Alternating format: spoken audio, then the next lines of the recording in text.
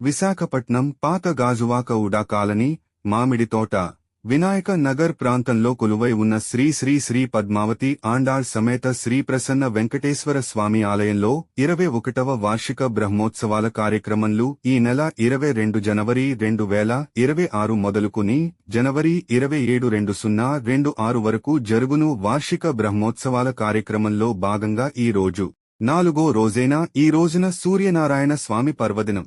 రథసప్తమి ఉదయం 6 గంటలకు సూర్యప్రభ వాహనంపై స్వామివారి ఊరేగింపు జరిగింది. అనంతరం 9 గంటల నుండి 21వ వార్షిక బ్రహ్మోత్సవాల కారణంగా 21 హోమగుండాలుతో ఈ రోజున శ్రీ లక్ష్మీ నరసింహ స్వామి సహిత సుదర్శన యాగంను భక్తుల చేతుల మీదుగా 21 వేద పండితులచే 21 హోమగుండాలులో శ్రీ లక్ష్మీ నరసింహ స్వామి సహిత సుదర్శన యాగంను అత్యంత వైభవంగా జరిగింది. అనంతరం సుదర్శన యాగంలో పాల్గొన్న భక్తుల దంపతులకు మగవారికి కండువా, మహిళలకు జాకెట్టు ముక్క మరియు సుదర్శన యంత్రం ప్రసాదంను అందించినారు.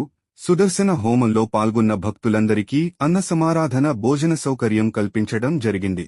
అనంతరం స్వామివారిని 5 గంటలకు గరుడ వాహనంపై స్వామివారిని ఊరేగింపు జరిపించడం జరుగుతుందని ఆలయ కమిటీవారు పండితులు తెలపడం జరిగింది. ఈ కార్యక్రమంలో వేద పండితులు, ఆలయ కమిటీ మెంబర్లు అత్యంత భక్తి శ్రద్ధలతో భక్తులు పాల్గొని కార్యక్రమం ఎంతో ఘనంగా జరిగింది.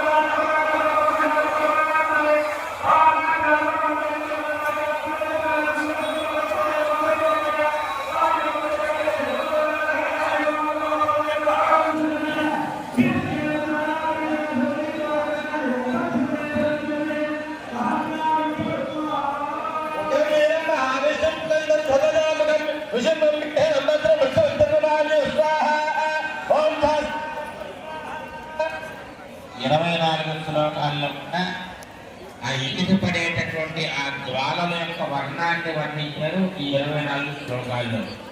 ఇప్పుడు ఆ సుదర్శన భగవాన్ యొక్క నేమి వర్ణనం, ఆయన శరీరాన్ని ఈ శ్లోకాల్లో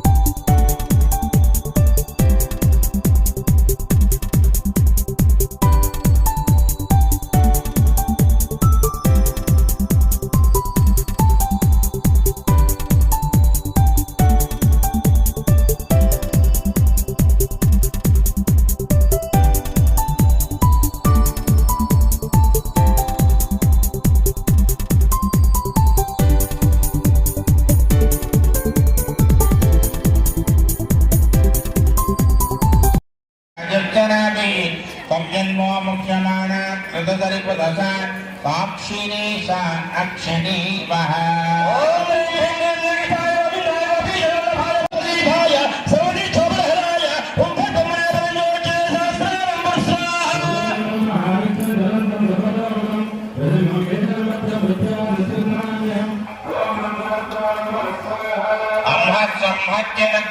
प्रतिजनिकं प्रौढसंसारवन्य दूरात्मन्यानतन्यान् महति विनतिपि पापनि सम्पदम्बा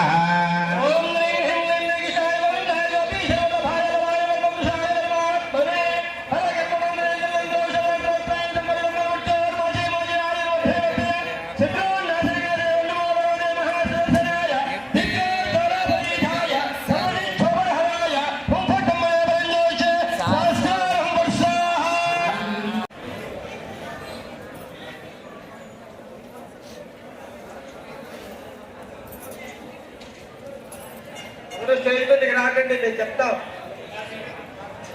మీకు ఉందని నేను వస్తారు. ప్రాక్షణ ఉంది, మీకు కుంభ ప్రాక్షణ ఉంది. ఎవరికి ఉందని దగ్గర వాళ్ళే ఉండండి. ఎవరికి ఉన్న దగ్గర వాళ్ళు ఉండండి. ఇప్పుడు ఆ సుదర్శన పర్వాల తాలూకా ప్రోక్షణ మీకు జరుగుతుంది. జరిగిన తర్వాత మీకు తాంబూలాన్ని ఇచ్చారు. అందులో దక్షిణ నుంచి మీరు వస్తే ఇక్కడ మీకు సాంబారి యంత్రం, మీకు కట్టుగా జాకెట్ ముక్క ఇవ్వడం జరుగుతుంది. ఇచ్చిన తర్వాత మీరు ఆ తాంబూలాన్ని ఇక్కడ మన గురువు గారికి ఇచ్చేసి మీరు ఇటు పక్క నుంచి వచ్చి ఇటు పక్క నుంచి ఇంటికి వెళ్ళాలి. నేను మీ దగ్గరికి వస్తాను. వచ్చి ప్రోక్షణ చేసిన తర్వాత మీరు అందరికీ వద్దుగా. జై శ్రీమన్నారాయణ. ఓం నమో భగవతే వెంకటేశాయ నమః. శ్రీయకాంతాయ కళ్యాణ నిదయేర్దిన శ్రీ వెంకట నివాసాయ శ్రీనివాసాయ మంగళం. కలియుగ ప్రత్యక్ష దైవమైనటువంటి శ్రీ శ్రీ వెంకటేశ్వర స్వామి వారు మన ఉడా కాలనీ వినాయక నగర్లో 21 సంవత్సరాలుగా స్వామి సేవ చేయించుకుంటూ ఉన్నటువంటి వాడై ఉన్నాడు.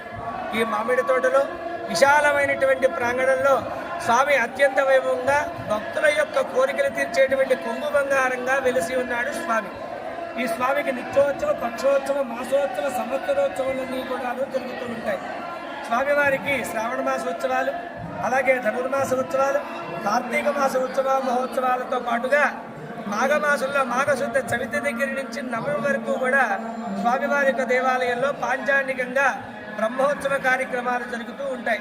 ఈ బ్రహ్మోత్సవ కార్యక్రమాలు విశేషంగా సంతానార్థులు ఎవరన్నా ఉంటే గరుడ ప్రసాదం స్వీకరణానికి, స్వామివారి యొక్క కళ్యాణ మహోత్సవంలో కార్యక్రమానికి, అలాగే రథసప్తమి రోజు అనగా ఈనాటి రోజున ప్రత్యేకంగా ఇక్కడ రథసప్తమి రోజున లక్ష్మీ సంవత్సరానికి ఒక యాగాన్ని చొప్పున ఒక యాగాన్ని నిర్వహిస్తూ ఉంటాం.